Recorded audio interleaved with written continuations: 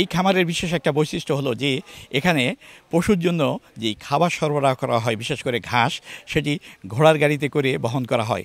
এটি চাঁদপুর অঞ্চলের জন্য একটি ব্যতিক্রম দৃশ্য।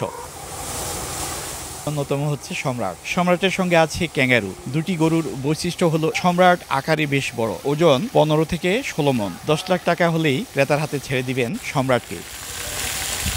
ক্যাঙ্গারু আরেকটি ছোট আকারে, তার দাম হেঁকেছেন 8 লাখ টাকা। আমাদের আগে যারা গরু নিয়েছে ওনারাই আসে, ওনাদের সাথে আরও অতিরিক্ত কাস্টমার নিয়ে আসে।